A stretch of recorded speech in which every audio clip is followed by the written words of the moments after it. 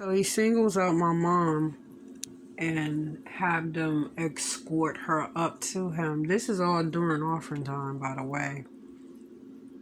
And he made the lady, she actually had a $10,000 check waiting for him already made out to him, talking about how her lawyer cut the check for him and all this other craziness. So he calls my mom up there, and when you get prayed over, sometimes the pastor put their hand on your forehead and pray for you. He had long arms. He looked like Magilla Gorilla, and he held his hands like that too, with them curved backwards like a shovel, like a scoop, like he's swimming or something. Scoop hands. So he raised his hand and smacked my mother's forehead so hard with her hands up in the air. My father jerked like he was getting ready to come up there and do him. But when he saw that, my mother backed up. He looked at her and she turned. He called himself still praying, and she walked away, and we left. He talking about some bless you sister and all this other mess. Now we got out of there before something happened unholy. Okay, he was wrong for that, and it was because he knew that we wasn't no suckers, and he was a demon punishing my mom. My mom was a Sunday school teacher and a missionary of the church and the secretary of the church. He was just nuts. It was just a spectacle. I couldn't believe it, because you see those things on TV with the Peter Popoff guy and all of that stuff. But they really have churches like that. But we went to other churches that were similar to ours. They were all basically the same we were. But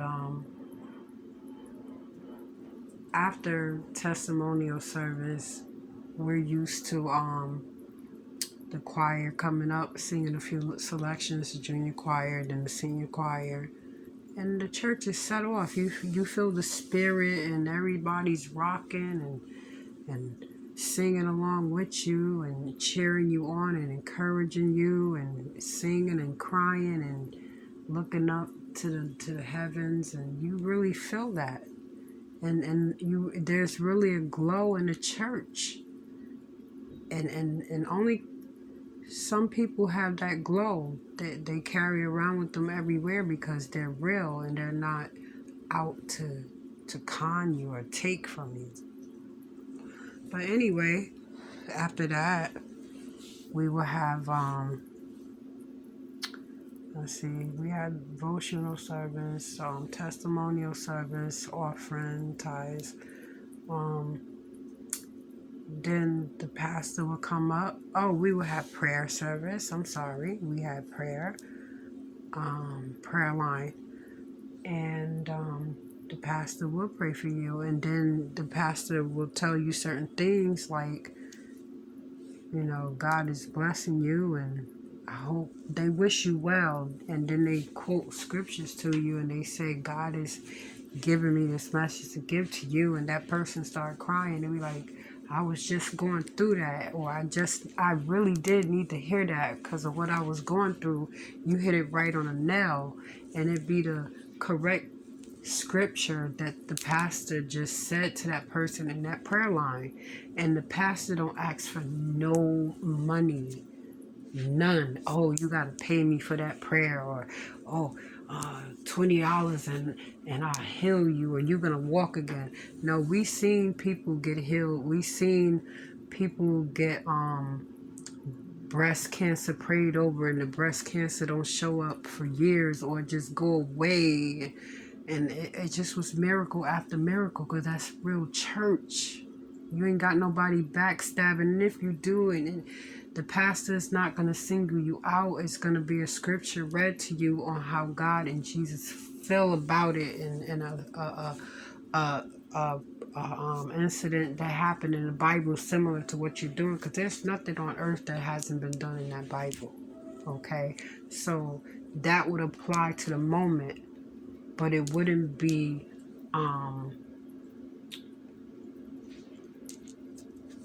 something that the pastor say to persuade you into doing something. Like, you know how some people interpreted the scriptures to sway a person to do what they do. No, it's straight from the heart, and a message, and it be so. And the person backed that pastor on it, and they cry, and it's so real. You could feel it. The whole church could feel it. It's miracles.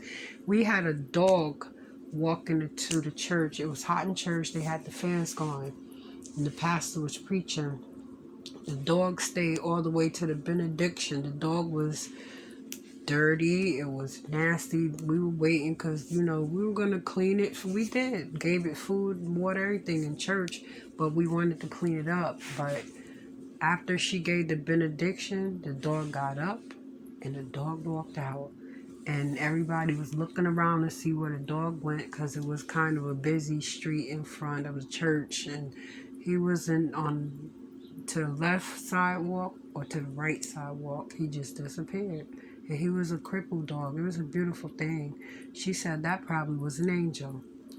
And then, we had a lot of incidents. I remember every holiday. I missed that so much. Now I'm the person that need to get on the other opposite side of the line, but it's okay, because I'd rather feed someone than I feed myself. God always bless me. I don't care, because I know that he got me.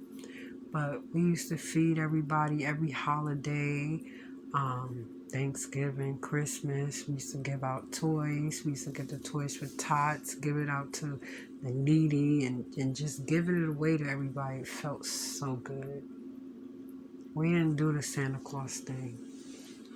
We did Christmas skits, like Behold the Lamb, stuff like that, and the nativity scene.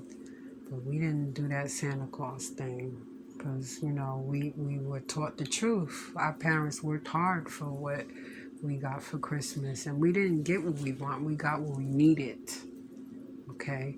Once came when you did well in school, as well as, church. Where kids laughing at people shouting and stuff, and we were children. God knew that we were innocent because we knew the word as well. Like, that's where everybody learned what he could sing or get confidence to stand up and talk in front of people. That's where I get my confidence from. But it was all love, and I don't understand these churches these days. I don't want to, because everything I was taught in church, it's a lot that I see in these churches that I don't want to be a part of, because I don't want to be part of a flock that was led to hell. Okay? Not going to happen. That's basically it. But after the benediction, we would turn to, well, before the benediction, throughout church, through the preaching, turn to each other, tell them we love them, and it's going to be okay, and God love you. And we used to walk in circles around the church and do praise worship dances. We used to have a good time. We used to have shut-ins. We used to have revivals, fellowship, and we used to go down south and sing in the other churches, big giant temples with beautiful voices everywhere. You could feel the spirit. I could have sworn I seen doves flying one time when they were singing It's Gonna Rain. Yeah, it was just so beautiful. Man, if I had a church now, it would be a giant ark on top of it. It would be a big giant church, and all would be welcome. I wouldn't care who could give and all of that stuff, because God said, come as you are, and please do wear a dress below the knees. You ain't in here trying to pick up nobody. He said come as you are. And even if you, come in as a stripper or whatever you are, ain't nobody looking at you. But we will get a sheet or a choir robe, put it on you, because you ain't gonna come in here like that. Don't disrespect yourself and God while you're doing it, disrespecting everyone around you, because we're trying to build that up, baby. You're not gonna disrespect yourself no more when you know your self-worth. And that's mostly, what we were taught. And I thank God I was raised into the right church, because the deacons, the missionaries, the evangelists, the choir director, the ushers or the urshers, they all were no nonsense. And the Sunday school teacher, they ain't play that mess. That's how we knew how to go to school and knew how to act. That's why when I went to school, I was amazed by a lot of things. I couldn't believe a lot of things. I was naive, but not that naive, because, when you come out of church, you know how to identify demons and stuff. They come at you hard. They come at you hard. Yep. But I just wanted everybody to hear my experiences in church. And I miss it with all my heart, especially our annual church dinners, our fashion shows. We had the greatest of times. And I would never, if I had to do it all again, there would be nothing I would change about the church I was raised in. And at the ending of church, they have a welcoming if anyone would like to join, if anyone would like to give their life to Christ. And then they have a service, and is anyone hungry? Is anyone short on their rent? Anybody need a bill paid? And then the pastor takes the money out of the offering, or like I said, straight out their pocket or purse or wherever, and they give. And then they ask the congregation if there's anyone that would like to lay it on their heart to give this person, come right on up. Or they pass the envelope around, and it's discreet. Nobody knows who gave what. Anybody that pays attention to that, you could find it in the church, because we wasn't about that. And you're not going to sit there and oh, look, such and such needed help again. So what?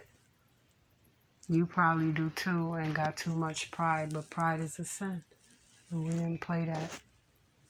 We fed that person. We opened our doors to that person, let them sleep in the living room or get a blow-up bed or whatever we had back in them days. We did it. And that's what I'm used to. That's what I saw, and that's why I'm the person that I am today, and that's why I don't have nothing to do with this world out here. Because a lot, too much that's in this world is everything that I was taught to identify and do not be a part of. That's part of the reason why I'm still here. And the devil comes after me strong. I don't go to church right now. I don't. A lot of those real old-time religion people, they're gone now. Some backslid. Some went to the same types of churches that I'm from, because there was a cluster of those pastors. And 4 of them are dead and gone now. They were the best. They don't make pastors like that no more. They don't. There are some out there. I hope they hear this.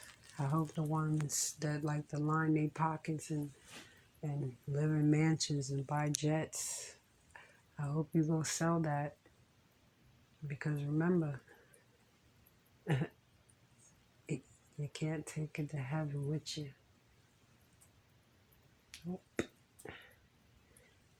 Better cash it back in and give them people back their money. Then you'll be doing something. God bless you all. And thanks for listening to my videos. God bless.